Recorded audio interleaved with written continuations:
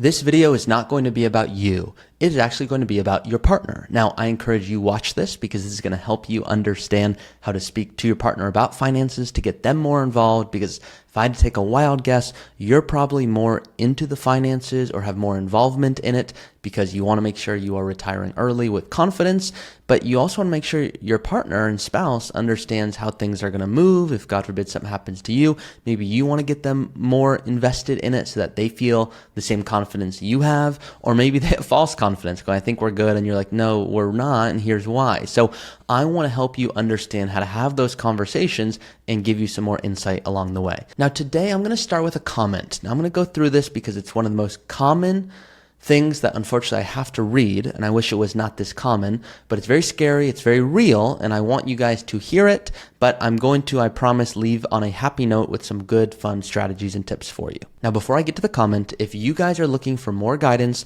on investing, on tax strategy, on estate planning, on healthcare, how to minimize your tax burden over the course of your retirement, how to make sure you retire early and never run the risk of going back to work, that's why I do this, and I love doing it. I am the host of the Early Retirement Podcast. I am the vice president here at Root Financial Partners, and I'm a certified financial planner.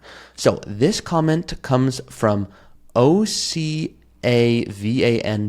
So OCAVANT, I put out a post of me and my partner saying, hey, we really love spending time together, and here's us having a great time in Italy, and you guys can see it right here. We're having a good time. And I said, hey, make sure you are all prioritizing financial planning, but also today. And this was the comment. This comment comes from this person who says, I can confirm that, meaning I can confirm prioritize time with your partner. 18 years ago, I was 42. My partner was 40 and got hit in an intersection, thrown from the vehicle, suffered a high spinal cord injury, paralyzed from the chest down for life. All that money we are saving for travel will never be used for that. We built a house instead and are doing the best we can and are looking forward to a somewhat early retirement if possible. Treasure your mobility, people, because it can be taken away in the blink of an eye. We have lived it. It's not something you want to experience. Now, I'm not just showing you this to go, wow, oh my gosh, so sad. This is very real. This is why I like planning. Now, my parents were burned by a few financial advisors. That's why I became an advisor. If you want the whole story, you can watch it right here. But what I want to make sure you are all doing is understanding that, yes, more often than not, people are coming to me, one person, going, I think I've invested and saved well. I've got this amount of my 401k, and I've got a little bit of that superhero account, that brokerage account that you call a superhero, because I don't know how long I want to work, but this is going to help me bridge the gap until 59 and a half where I can start tapping into other funds. But my spouse is just not into this stuff. And so I'm going to start with a story, and then I'm going to give you action tips. So this was 8 years ago. I was shadowing an advisor. Now, this advisor was a really nice guy. Now, he thought he was doing a good job. Now, I was pissed, and you're going to see why and what happened. But in this case, the wife was really into the finances, was like Roth conversions. Let's do an hour just on that. And was like, oh my gosh, withdrawal rate and sequence of return risk and all these fancy things. Yeah, I want to go into that. And the husband was not into it. So the advisor I was shadowing was a male, and he goes to the wife at the time, let's just call her Jane for the argument, and goes, Jane, I can tell you're really into this. And I can tell your husband, John, for the sake of argument, is not into this. So John, don't worry about it. Go watch TV. I'm going to let you off here. And he's like, oh, thank God, because I don't want to talk about this stuff. And the wife's like, great, let's go into it. And I was angry when he did that because now I'm like, well, he has no idea why we're going to be doing any of these things. And some of these things take education to understand why we're going to pay a little bit in taxes to avoid paying a lot later. And there's going to be some issues if he doesn't know why what's going on is going on. So now the advisor was once again like, I'm being a nice guy. And so they spoke, and the first few years, I'll admit, it looked like it went smooth. I wasn't on every single meeting, but I understood what was going on and why. And in this case, unfortunately, not fun to talk about. And the husband knows who he is at this point, and I still am in contact with him. And he's told me I'm allowed to share this story without the names for security purposes, compliance. But the wife passed away. And so the husband goes to the meeting, once she's passed away, and goes, hey, wait a second, advisor, why is it that we are paying taxes when we don't need to? Roth conversions, yeah, we're not doing that anymore. Wait a second, advisor, why is it that we were given this amount to this 529 and helping out this child of mine? I was just saying that because my wife was here. And so I want more of this money. So let's start moving the money. And because there was no education up front, this advisor is like, oh my gosh, I think I may have screwed up here by being too nice, which is another reason that I will joke and say I am the meanest financial advisor. I'm not actually. And some of you are like, don't call yourself mean. You're not mean. Well, I'm not really mean. It's just a joke. But I do not let anyone retire too early because I have people that come to me who are 73 retiring early. You're like, right now you're listening going, that does not sound early. Oh, they are. But what happened is they retired at 55 too early, had healthcare costs, had travel, and all of a sudden markets went down, and so they're withdrawing too quickly, and now they can't actually spend what they want the rest of their life. So I need to protect you against that, and I will be the next person to say, why are you working? Because you told me you didn't want to die with this amount of money, and look what you're on track for. So I will do both sides, but I will not let anyone retire too early. And some people don't like me because they come thinking, I'm going to say in a year they can retire, and I'm like, if it was up to me, it would be like 8 years. And they're like, that's not what I think, because my neighbor said, okay, great, then go retire. And my example here, and this is what I'm going to integrate into when you're speaking to your partner, and I have strategies and things to help, and I'm going to go through that in a second, is someone came to me and said, Ari, I have a Monte Carlo analysis. And the analysis that was done is pretty straightforward, ran simulations, and it tells me I have a 99% chance of success. I go, cool, go retire then. They're like, yeah, but I don't know.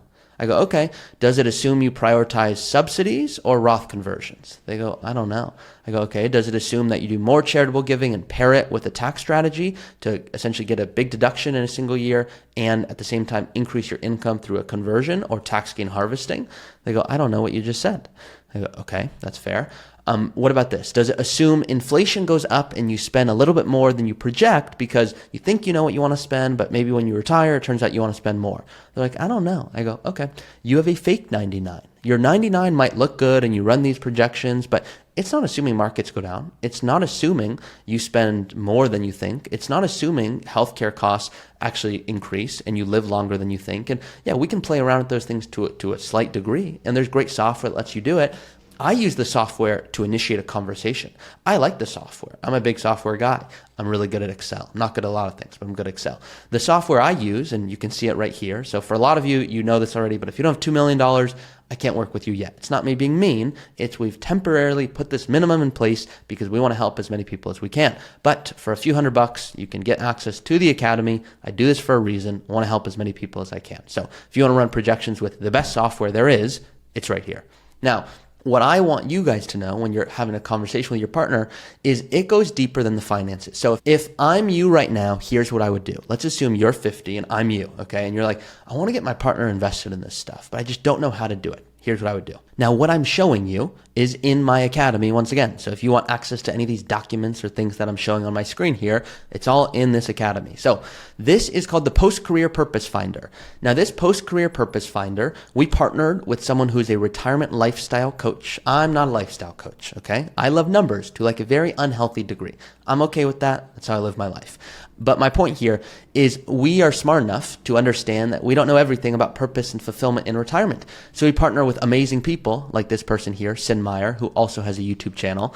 And she discusses purpose and fulfillment and how to think through this. So before you start going to your spouse going, hey, you know, we should really increase our 401k and not pay as much on groceries. And you bought that appetizer last week, but I think that's going to mean we're not going to be able to retire as early.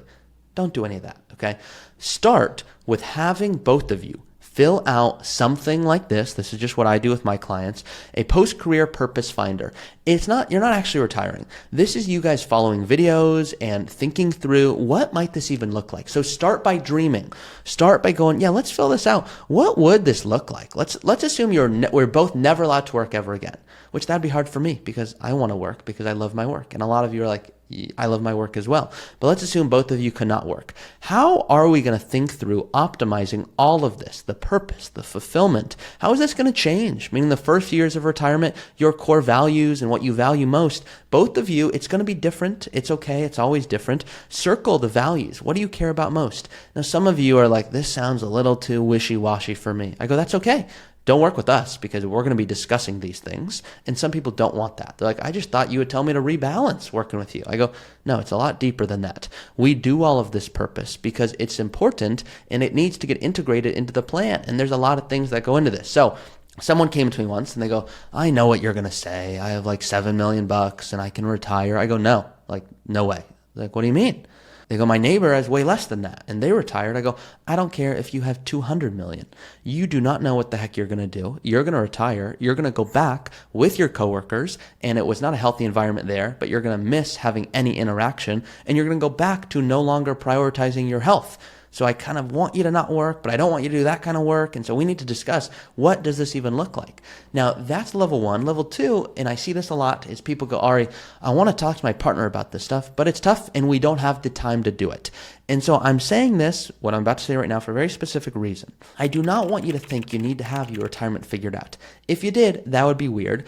And I tell everyone, you are a human. You're not a robot. If some people go, oh, I saw an article online, Ari, and it says I should think about my retirement before I get there.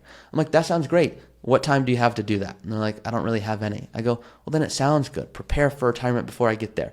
But I'm really only going to be able to do that once financially I know I am going to be able to retire. And two, I have time to think about these things. So this is me going, you're not going to have it perfectly figured out, but start here. Now, after this, now I want you to start going, okay, what are the goals we care about? Now, this is where I would go next. I would start discussing your goals with your partner. Now, it's hard to just do it and say, hey, let's talk about this. Let's have a conversation.